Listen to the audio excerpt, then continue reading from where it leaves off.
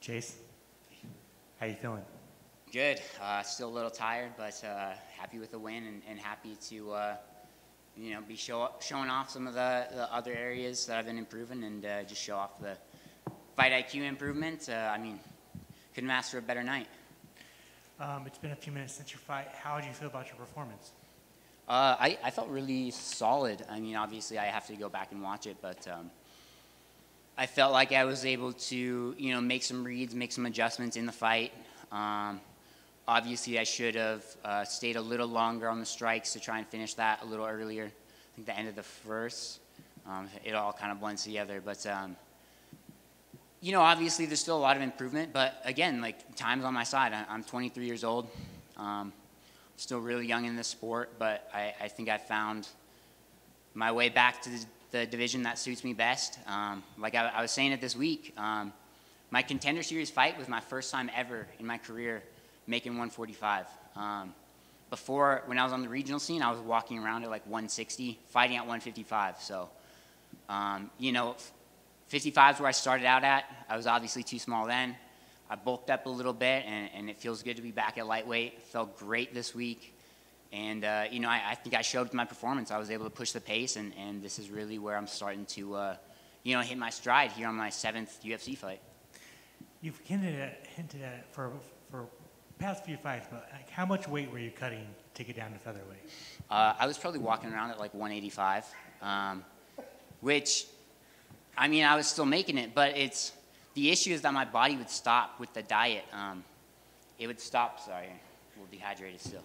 My body would stop losing weight at about 170, 175. So I had to switch the last couple weeks of my fight camps to like protein shakes only. Protein shakes, and then I would have little like packets of honey before training. So I was murdering myself trying to get down to 145. And I had to be vegetarian that whole time too. I was, really restricting myself in and out of fight camp, just trying to, fight puberty and stay at 145. And I think it was, at the end, doing more harm than good. And I feel great at 55 now, so. Do you regret your run at featherweight? No. I'll never regret any of these fights. They all, they were all experienced.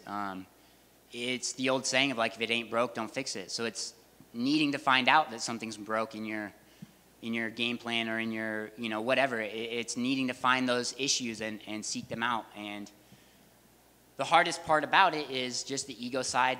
You're really only able to find those out in these, 15 minutes of time under the lights. It's almost impossible to try and find that out in the gym.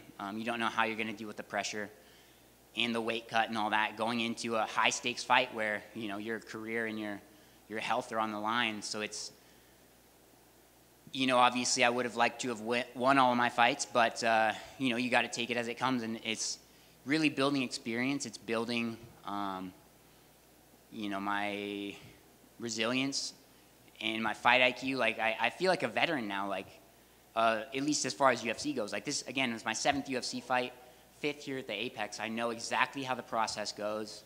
I feel comfortable here. Like, this is normal to me. I mean, obviously fighting isn't normal, but this is as normal as it can be for me. So I'm in a great spot right now. What was the biggest thing that would you say you improved on between your last fight and this fight, like during training camp? I mean, really my mantra here for the camp, and I kept repeating it on the way out. I was repeating it right before the fight started. Chin down, hands up. Chin down, hands up. Last fight, I felt I came in a little too focused on the offensive striking. Where here, defense was #1 priority. I was really just trying to kind of set the distance a little earlier in the fight and, try to get a little respect on the striking. But, just really working on that defensive striking, working on that fight IQ, trying to build a couple little tricks in and just work on the fundamentals. How does it feel to be back in the win column and to shut all the doubters up? I honestly, like I said about, again, this is my 7th UFC fight. Since 18 years old, I've had people on the internet telling me either that I'm amazing or that I'm trash. And neither of them are right. The answer is somewhere in the middle. That's what we're all here for. So it's really just been about, growing. Like my brain's starting to be more developed, so I'm able to kind of ignore that and realize like my performance here in the octagon doesn't determine me as a person. It's not going to change what my wife thinks of me when I get back down, or my teammates.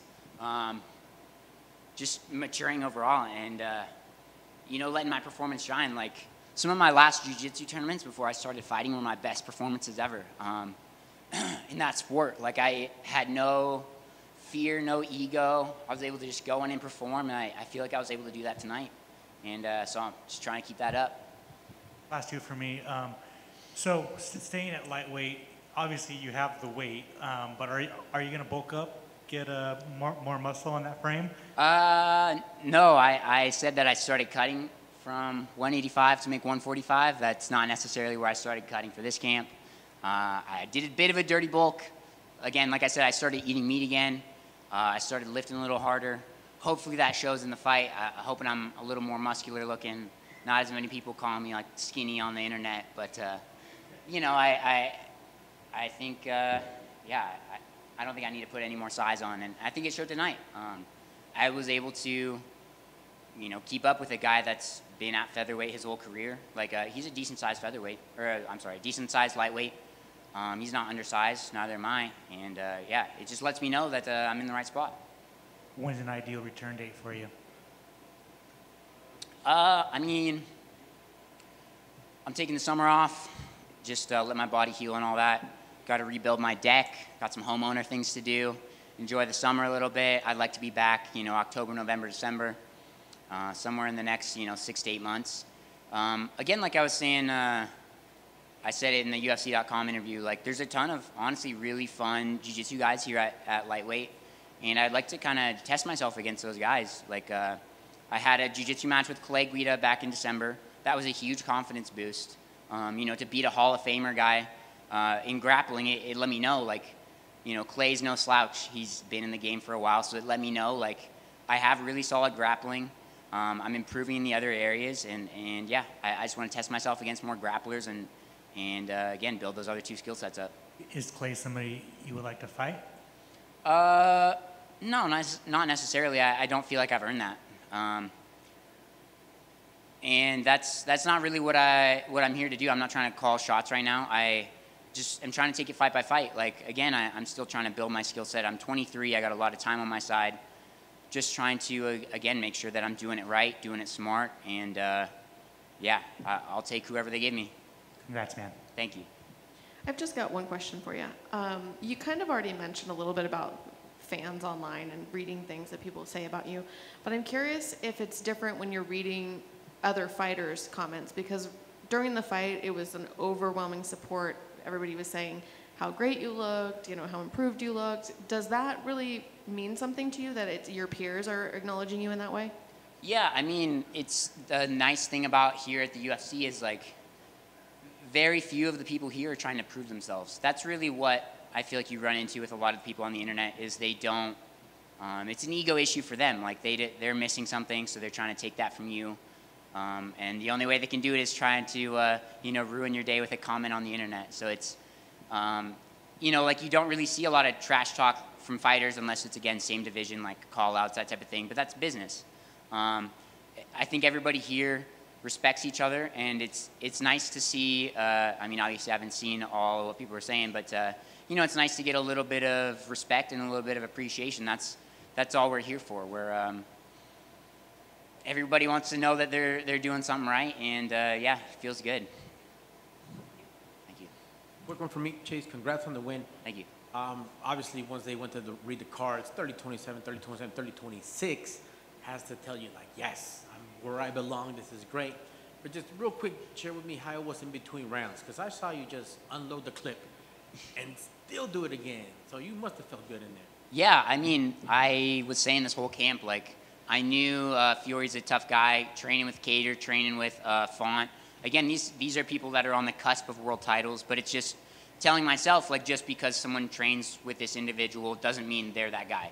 Like, I didn't fight Calvin Cater tonight. I didn't have to fight Rob Font tonight. Thankfully, both of those guys didn't have to fight them. But knowing a guy's from a great camp, knowing that he's pretty well-rounded, pretty solid jiu-jitsu, I really wanted to push the pace on him. That's been my style from day one. I've always had great cardio, but it's trying to bump it up a notch. Like UFC is the highest level of the sport, and I just wanted to show that I'm reaching that level. Obviously, I would have liked to finish, but again, I'm still working on the striking. I'm still working on the positioning and the grappling, but I can't complain. I think it was a pretty solid performance. Excellent. Keep up the good work, and I can't wait for you to work up and get those Font and Hagar fights. Thanks, Sir.